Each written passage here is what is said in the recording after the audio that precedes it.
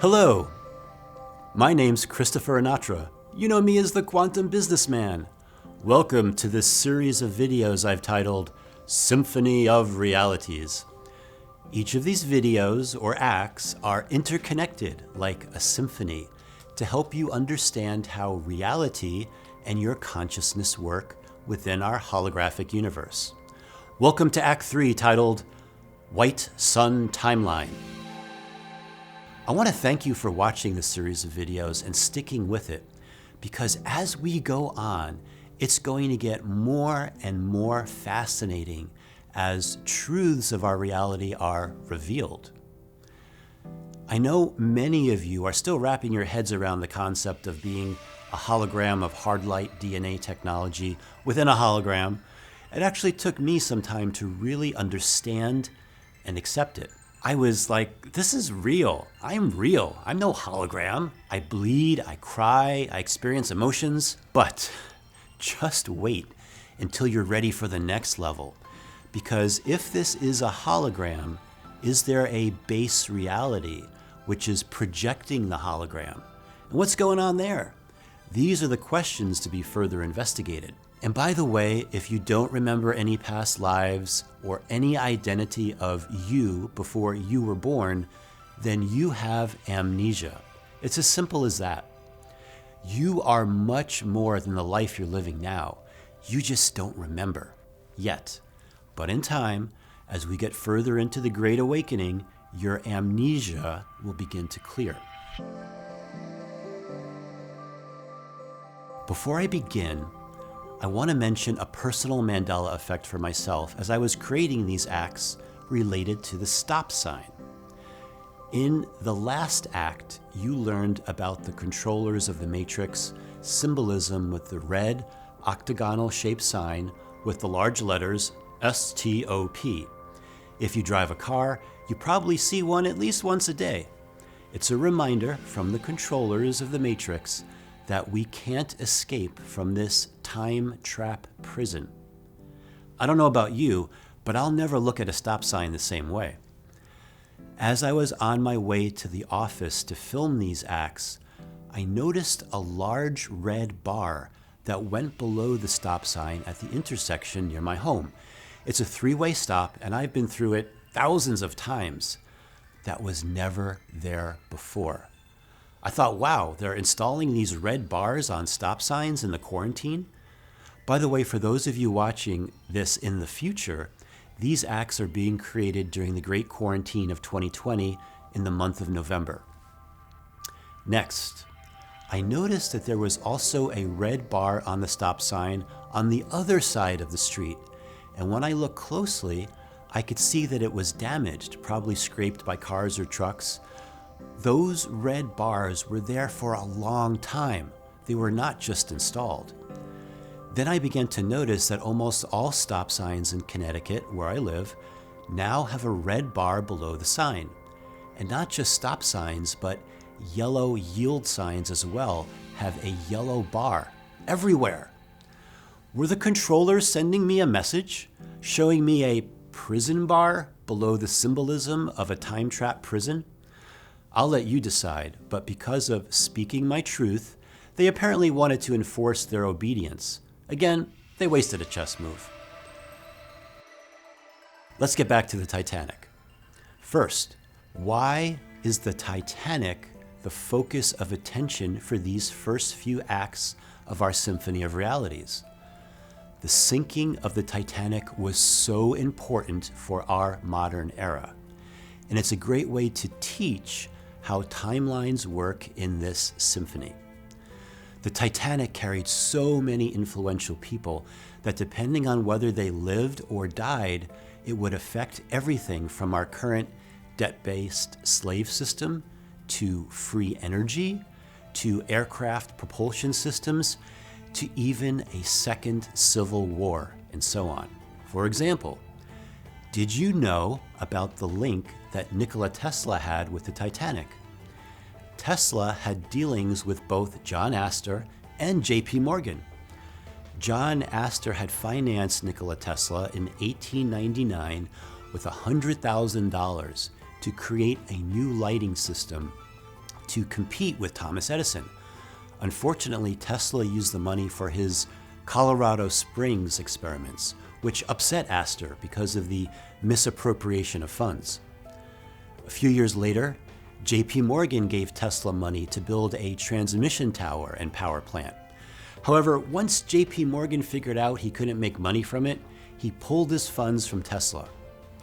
A few years before the Titanic sank, John Astor and Tesla reconciled, and they began to work on projects together on aircraft and propulsion systems. Even Astor, with his genius DNA activated, was a talented inventor on his own.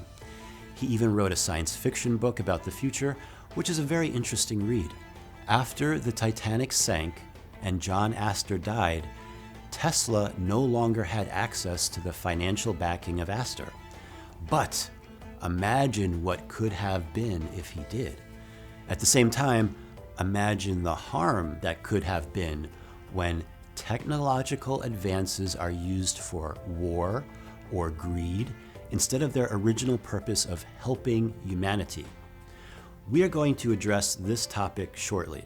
You might be thinking, why is this act called the White Sun Timeline? Consider this. The company which owned the Titanic was the White Star Line. White Star Timeline. What is a star? A sun. White Sun Timeline, invoking the timeline of the white sun. It's an interesting play on words, especially as many have noted the Mandela effect of our sun turning from a golden yellow to a bright white. It's so bright and white, it's hard to even look at for a second without hurting your eyes. I remember the sun being a yellow glow, which didn't burn the eyes when looking at it, and it was a pleasant object to observe in the day sky. So please consider that even the name of the company that owned the Titanic, the White Star Line, could have a hidden meaning. Invoking the White Sun Timeline. This is the fourth dark truth, which I'll explain as we continue. Court is back in session. So let's review what we've learned as we've been baking and now eating our conspiracy cake. Not bad. That's quite the conspiracy cake. If there is a percussion segment to the symphony, then this act is it. In fact, right before I'm going to say something important, I'll cue the percussion section like this. In Act 1, we learned about the Mandela effect of the spelling of the Macintosh apple to Macintosh. Many, including myself, clearly remember that it was spelled Macintosh, and how this caused a problem for the controllers of our realm because of the popular Macintosh computer.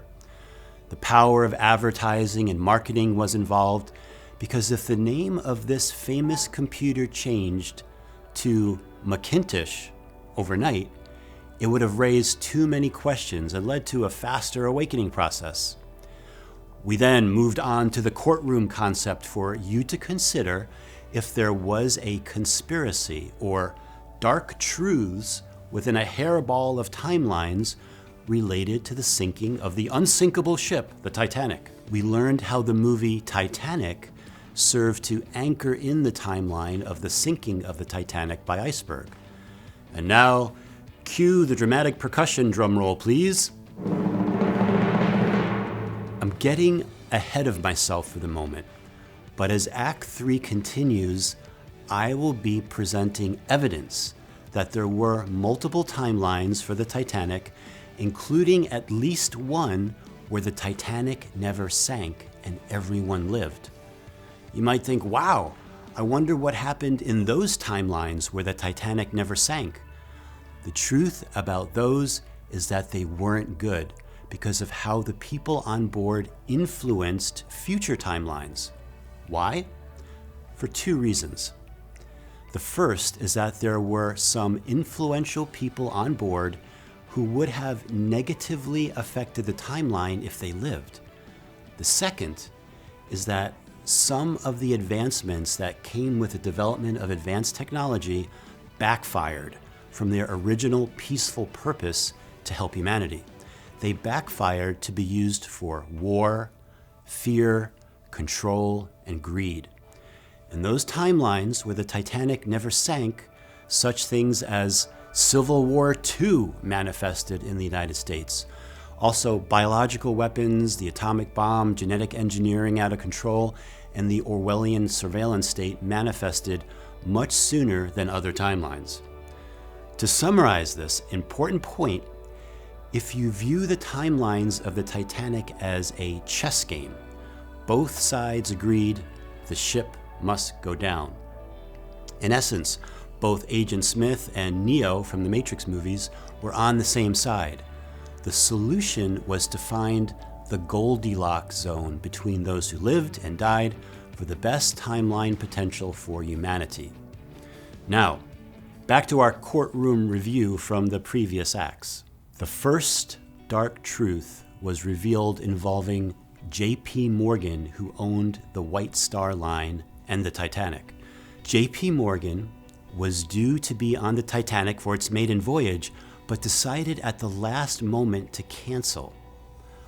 But before the Titanic sailed for New York City, he had his collection of fine art pulled from the cargo hold and never boarded himself, instead taking an extended vacation at a French spa. He also had insurance coverage with multiple carriers for the unsinkable ship.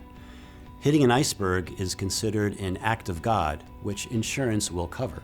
Are these events surrounding J.P. Morgan a coincidence or a clue? Regarding J.P. Morgan's collection of fine art from Europe, did you know you could discover that art by visiting the Morgan Museum in New York City? I'll leave a link below. They have a virtual tour of J.P. Morgan's art collection on their website, and you'll find it quite interesting. One piece that stood out to me immediately and a highlight of his collection was this. It's from the Babylonian Empire. Yes, that same empire whose influence is on our fiat monetary system today. It's called the Babylonian Money Magic System. Have you heard of that term before? It literally makes you believe in the power and magic of a monetary system. The Babylonian money magic system would even make monopoly money valuable. It's the illusion that the money in your wallet is worth far more than the paper that it's printed on. That's why people will steal it, kill for it, go to war for it, and worse. Also, for those of you that know alien species, the giant bearded man with the wings is known as an Anunnaki. They are a group of deities who appear related to ancient Sumerians, Assyrians, and Babylonians. They are known for their ability and expertise in manipulating human DNA. Was this just a random priceless treasure that J.P. Morgan obtained? Or was he aware of the Anunnaki and the Babylonian money magic system? The Anunnaki were known for their love of gold. And J.P. Morgan certainly loved gold. In fact, one of his most well-known statements is, "Gold is money. Everything else is credit." Did you know that in 1895, the United States government was about to financially collapse? It had run out of its gold reserves, and people were panicking because they began to realize that their gold reserve notes were useless, kind of like monopoly money. But then, J.P. Morgan came to the rescue with $100 million in gold in exchange for government bonds. That was a lot of gold, especially in 1895. President Cleveland at first resisted this option because it would give J.P. Morgan too much power over the government. When President Cleveland asked him where he got all that gold, Morgan only replied with a reference to a document from the Civil War about trading gold for government bonds in times of emergency. The gold most likely came from international sources as well as gold stolen from the Confederacy during the Civil War. Millions of dollars worth of gold was lost or unaccounted for after the Civil War. and its possible location has been the source of speculation of many historians and treasure hunters. I have a strong suspicion that J.P. Morgan knew exactly where that gold was. Back to the Titanic. If J.P. Morgan knew the ship was going down, there would be no way he would allow all this priceless art to go to the bottom of the Atlantic, especially that priceless cylinder with a depiction of the Anunnaki deity. The second dark truth was revealed involving the last-minute switch of captains, from 36-year-old David Blair of the Royal Navy, who knew the ship well, to the older and mistake-prone Edward John Smith, who was due to retire. The third dark truth was about abundance. It was how John Astor was known as a keeper of abundance in wealth, and how when he died, his soul shards or soul fragments were stolen and placed in a type of prison to harvest their abundance energy. This is known as an energy harvesting system or prison. How do I know this? Because as the quantum medium, quantum businessman, the ghost or spirit or consciousness or whatever you want to call it of John Astor came to me and relayed this information, including other things.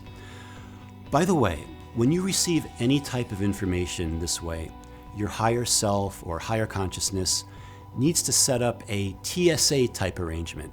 Basically, nothing gets through unless it is audited as authentic through your super friendly TSA agents, protecting you from misinformation from other realms. Because there are imposters that have their own agenda with false or misleading information you must be aware of. John Astor was a founder of the solar system. For those of you that can see the energy or aura around a person, the energy around a founder is of a red color, emanating through what looks like light through the facets of a diamond from their solar plexus. Note that all of us have our connection to the hologram to Earth via infrared technology, so it makes sense that a founder would emit this type of red glow to show their strong founder connection. This realm was designed to be abundance, joy, and adventure, but it's been hijacked. However, as we awaken, we will take it back, simply by raising our consciousness. During these acts, I use terms that you may not be familiar with, such as energy harvesting systems, HAIRBALL of TIMELINES, etc. Because of this, one of the upcoming acts I've named Learning the Lingo, and I'll go into detail about these terms and definitions. But for now, let's talk about hairballs. What is a hairball of timelines? It's actually like it sounds. Imagine that thing your cat Fluffy coughs up. It's a ball of hair that's almost impossible to untangle because each timeline change becomes interconnected to another and it becomes a complicated mess to separate. And I've been observing that the sun and solar flares play a big part in these timeline hairballs. For example, did you know that on September 11th, 2001, when the Twin Towers were brought down, there was a powerful geomagnetic storm which caused the aurora borealis to be seen in Michigan? Or when the Fukushima nuclear disaster and tidal wave in Japan occurred on March 11th, 2011, there was a large solar storm with solar flares. That event also marked another hairball of timelines as different outcomes were attempting to be manifested by different factions. Or when the timeline paradox of the 1986 Space Shuttle Challenger disaster, the sun had just begun a new solar cycle, large sunspots appeared on the sun that day, and they all started erupting a few days after the shuttle exploded. And now, ladies and gentlemen of the court, we sound yet another dramatic drum roll for this next piece of evidence and the introduction of our star witness, the sun. On April 14th, 1912, the evening the Titanic hit the iceberg, the Earth was experiencing a strong geomagnetic solar storm. A geomagnetic storm so strong that the ship's compasses would have been thrown off. Our sun was very active that day.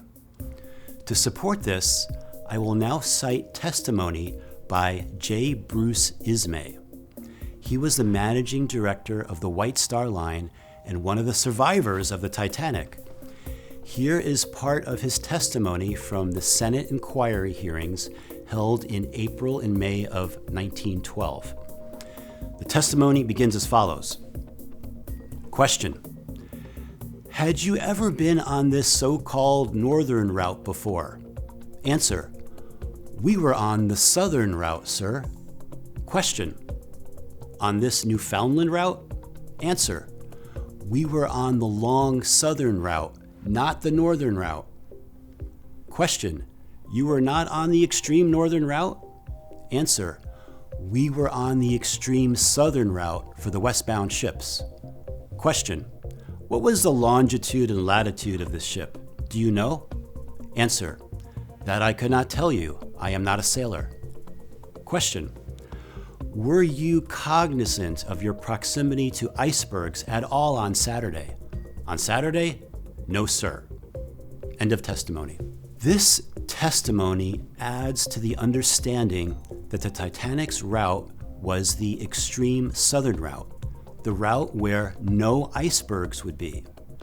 But if the ship's compass was off because of the geomagnetic storm taking place, this fits in perfectly with how the ship was off course. Off course enough to be on the extreme northern route and in iceberg territory. As we are learning, the sun and solar activity have a lot to do with our reality. Even today, keep your eyes on the sun and solar activity. I will provide links about the solar geomagnetic storm in the description below when the Titanic sank for your own investigation of the white sun timeline. Even films such as the recent movie Yesterday featured a solar flare, which caused a timeline shift where the band known as the Beatles never became a band. It's a great and entertaining movie to watch about timelines and Mandela effects of experiences that never manifested in an alternate reality. And the ending with John Lennon was beautiful. Not only is there a geomagnetic solar storm the night the Titanic sank, which most likely caused the compass to direct them further north into iceberg territory, but also a hairball of timelines with different outcomes, like a chess game, with each player making a timeline insertion chess move. Negative timeline insertions and positive timeline insertions. Also of interest to note is that on April 15th, 1912, it was the night of a new moon. There was no light at all, like when there is a full moon or even a partial moon. It was completely dark. If you consider this along with dark rituals held on the night of a new moon, it adds more to the story.